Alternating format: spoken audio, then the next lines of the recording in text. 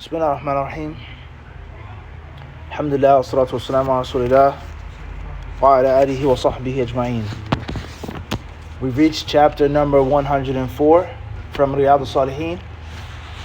Still speaking on adab al-ta'am, the manners and the etiquette of Islam regarding eating and dining.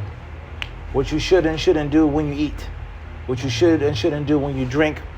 Whether you're eating and drinking by yourself, or whether you're eating and drinking with others, friends, family, etc.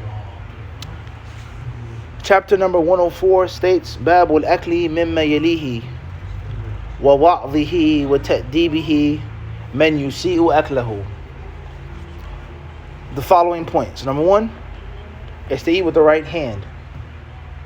And number 2 is to remind, is to teach, is to instruct those who are, or before that is eating which is close to you.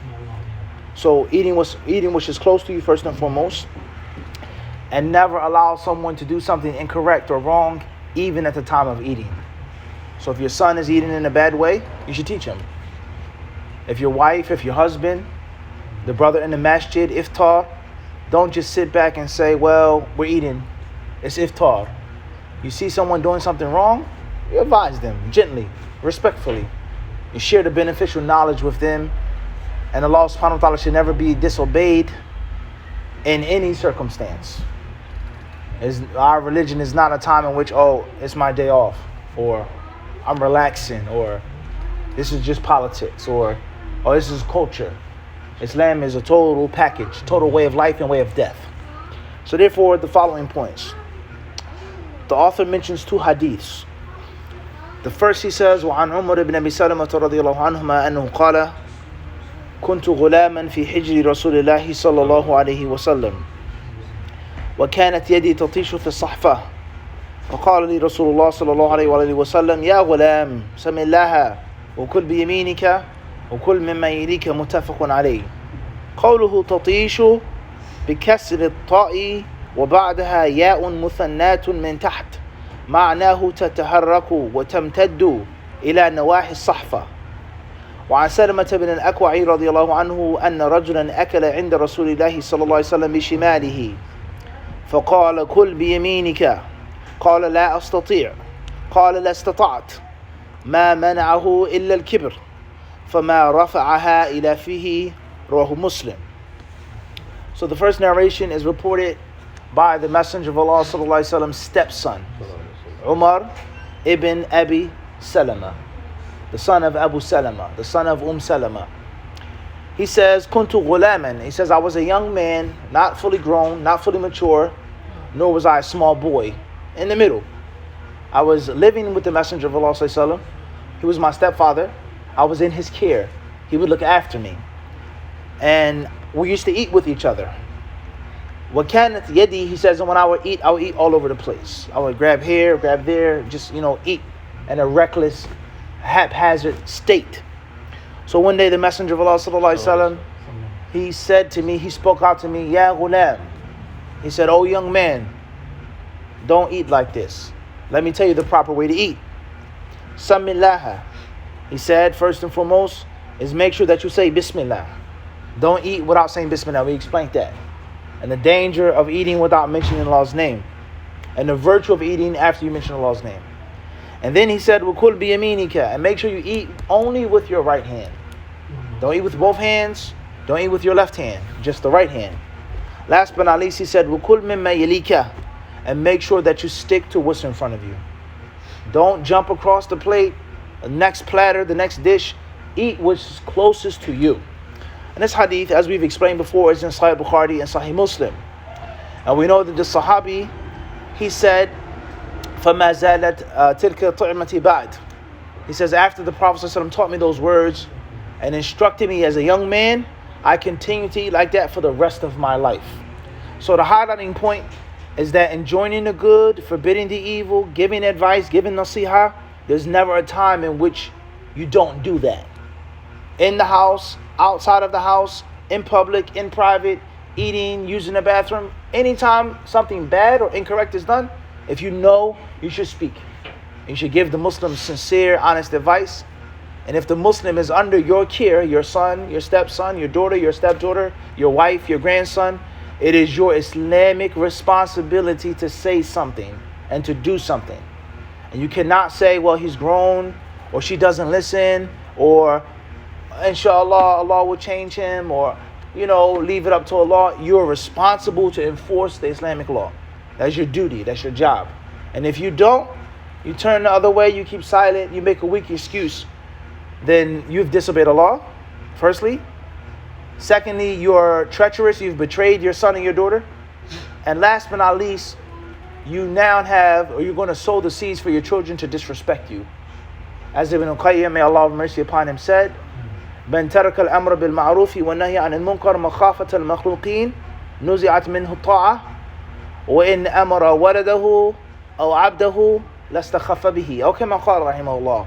He says that he who doesn't enjoin the good and does not forbid the evil out of fear of the people, then the people's the respect that they have will be removed from their hearts. He says something to his son won't regard him as anything. If he had a servant, a slave, he won't obey him, he won't listen to him. So not giving it nasiha, not saying what's wrong because I don't want to hurt your feelings, I don't want to offend you, that will cause the people to lose value for you.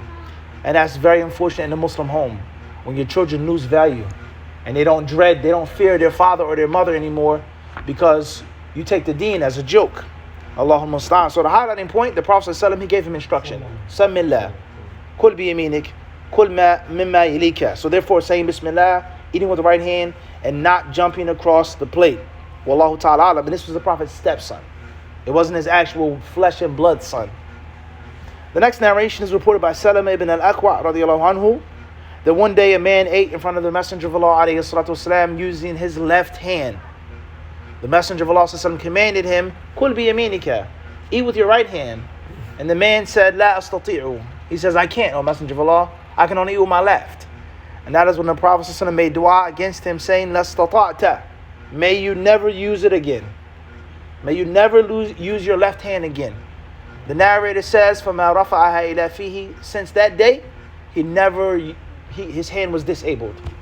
He could never pick it up and bring it to his mouth. And this hadith is in Sahih Muslim. And the narration says, مَا مَنَعَهُ إِلَى الْكِبْرِ. The only reason why he didn't do it was out of pride. He was too proud. So some scholars say that he was from the munafiqeen. Alright? And he rejected what the Prophet ﷺ had to say.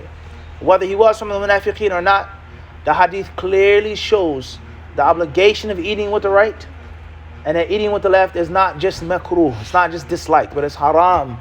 It's haram, and it must be done. And of course, there are other hadith in which the Messenger of Allah tells us that the shaitan eats with his left. The shaitan does things with his left hand, etc.